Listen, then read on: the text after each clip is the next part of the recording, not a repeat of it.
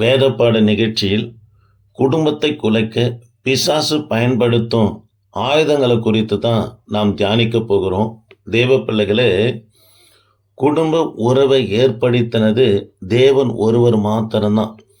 ஆகவே தேவனுக்கு விரோதமாய் செயல்படுகிறவன் அந்த உறவை குலைத்து போடுவதற்காக சில ஆயுதங்களை அவனை பயன்படுத்துகிறான். அதை கணவன் மனைவி நன்கு அறிந்து அவைகளை தூரப்படுத்துவார்கள்னா அந்த குடும்பத்தை என் தேவனாகிய கர்த்தர் கட்டி பின்வரும் நாட்களிலே பக்தி உள்ள சந்ததியை அந்த குடும்பத்தில் கர்த்தர் ஏற்படுத்துவார். ஆக எனக்கு அன்பான தேவனுடைய பிள்ளைகளே, குடும்பத்தை சீர்குலைத்து போடுகிற பிசாசு பயன்படுத்துகிற ஒரு 3 விதமான ஆயுதங்களை குறித்து தான் நாம் தியானிக்க போகிறோம். முதலாவது காரியம், தனியாக முடிவு எடுப்பது. ஆதியாகமம் 3ஆம் அதிகாரம் 6ஆம் வசனத்தை வாசித்து பார்ப்போம்னா, அப்போது ஸ்திரியானவள் அந்த விருட்சம் புசிப்புக்கு நல்லதும் பார்வைக்கு இன்பமும் புத்தி தெளிவுக்கிறதுமாய் இச்சிக்கத்தக்க விருட்சமாய் இருக்கிறது என்று கண்டு அதன் கனியை பறித்து புசித்து தன் புருஷனுக்கும் கொடுத்தாள், அவளும் புசித்தான் என்று சொல்லி இந்த இடத்துல வாசிக்கிறோம். தேவப்பிள்ளையே, தனியாக கணவன் மனைவி, கணவனாக இருக்கட்டும் மனைவியாக இருக்கட்டும், ஒரு காரியத்தை குடும்பத்திற்கென்று தனியாக முடிவு எடுக்கவே கூடாதுங்க. முடிவு எடுக்கும் அதிகாரம் இல்லாத ஏவால என்னவனா தனியாக முடிவு எடுத்ததுனால அருகில் இருக்கிற ஆதாம் இடத்துல கலந்து ஆலோசிக்காம தான் தனியாக முடிவு எடுத்ததுனால எடுக்கப்பட்டது நிமித்தமாக அதிகமான சுமைகள் வரும் என்று பிரசங்கி 4ஆம் அதிகாரம் 9-12 வரைக்கும் வாசித்து பார்ப்போம்னா சொல்லப்படுகிறது. ஆக தேவ பிள்ளைகளை, கணவனாக இருக்கட்டும் மனைவியாக இருக்கட்டும், தனியாக முடிவெடுக்கக்கூடாதுங்க. இருவரும் கலந்து ஆலோசித்து தேவ சமூகத்தில் வைத்து ஜெபம் பண்ணி இருவரும் முடிவு எடுக்கும் போது அது பிசாசு அந்த குடும்பத்தில் தலையிட முடியாது. அவன் தோற்று போவனாக இருக்கிறான். பின்வரும் நாட்களில் உங்கள் குடும்பங்கள் ஆவிக்குரியதாய் கட்டப்பட என் தேவனாகி கர்த்தர் உதவி செய்வார். தேவ பிள்ளைகளை, பிரசங்கி 4ஆம் அதிகாரம் 9ஆம் வசனத்தில் ஒன்றாய் இருப்பதிலும் இருவர் கூடியிருப்பது நலம் என்று பார்க்கிறோம். 10ஆம் வசனத்தில் ஒருவன் விழுந்தா மற்றவன் என்ன பண்ணனா தூக்கி விடுவான் என்று சொல்லப்பட்டு இருக்கிறது. அதை 2 பேராய் படுத்து கொண்டா சூடு உண்டாகும் என்று சொல்லப்பட்டு இருக்கிறது. ஆக எனக்கு அன்பான கர்த்தருடைய பிள்ளைகளை, இருவரும் சேர்ந்து ஆலோசனை எடுப்பது தான் அது சாத்தியம். அந்த குடும்பம் தான் ஆஸ்வதிக்கப்படும்.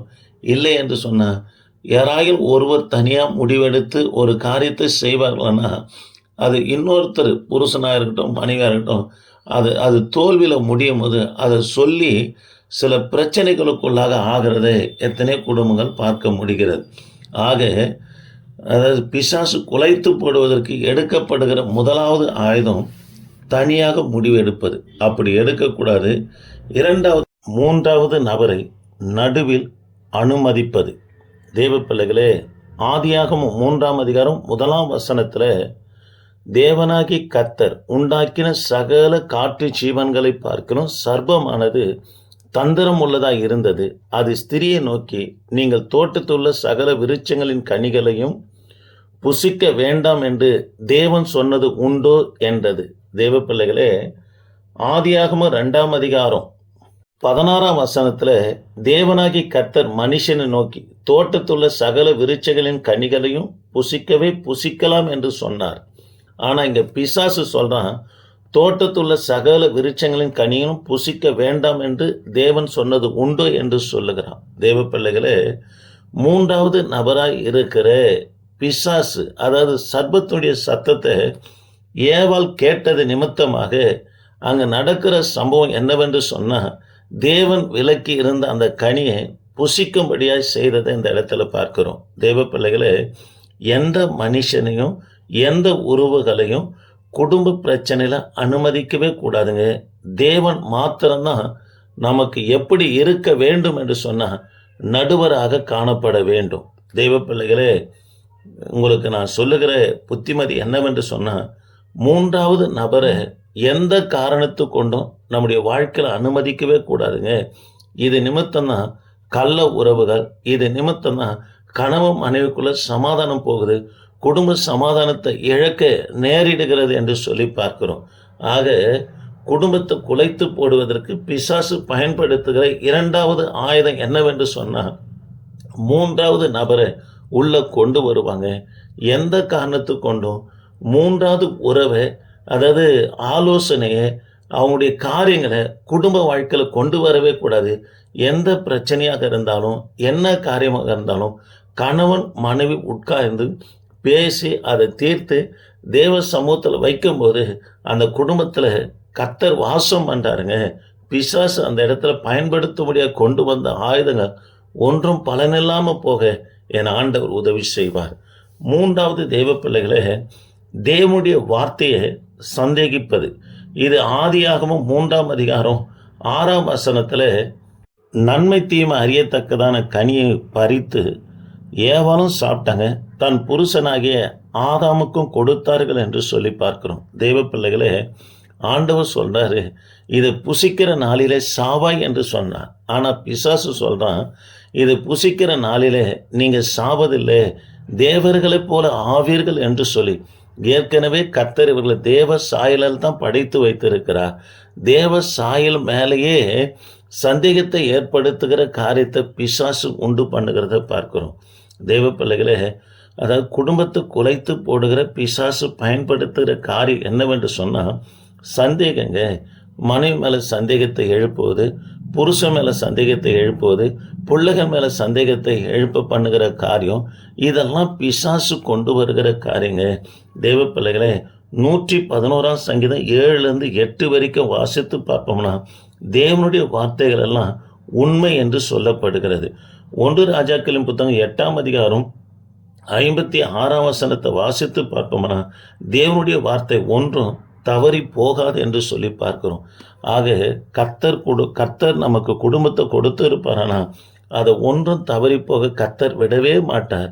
யாரு வரக்கூடாது என்று சொன்னால் அதில் பிசாசு வரவே கூடாது. பிற்பாடு தேவனுடைய வார்த்தையை சந்தேகப்படுகிற, கொடுத்த மனைவியை சந்தேகப்படுகிற, கொடுத்த கணவனை சந்தேகப்படுகிற காரியம் நமக்குள்ள இது யாரு கொண்டு வரன்னா, குடும்பத்துக்குள்ள பிசாசு, அதாவது குடும்ப உறவுகளை குலைத்து போடும்படி அவன் மூன்றாவது பயன்படுத்துகிற ஆயுதம் அது சந்தேகமாக இருக்குதுங்க. தேவ பிள்ளைகளே, இதற்கு கர்த்தருடைய பிள்ளைங்க இடம் கொடுக்கவே கூடாதுங்க.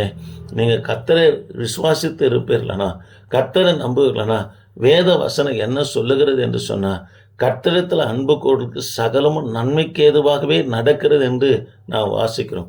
கர்த்தர் நமக்கு நன்மை எல்லாமே தீமை ஒன்றும் தரமாட்டார் என்று நீங்கள் விசுவாசத்தோடு இருப்பீர்களா, உங்கள் குடும்ப வாழ்க்கையை என் தேவனாகி கர்த்தர் ஆஸ்வதிப்பார். ஆக 3 காரியத்தை பார்த்தோம். குடும்பத்தை குலைத்து போடுகிற பிசாசு பயன்படுத்துகிற ஆயுதங்களில் ஒன்று தனியாக முடிவெடுப்பது. 2வது மூன்றாவது நபரை உள்ள அனுமதிப்பது. 3வது காரியம் தேவனுடைய வார்த்தையை சந்தேகிப்பது. கர்த்தருடைய வார்த்தையை சந்தேகிக்கக்கூடாது.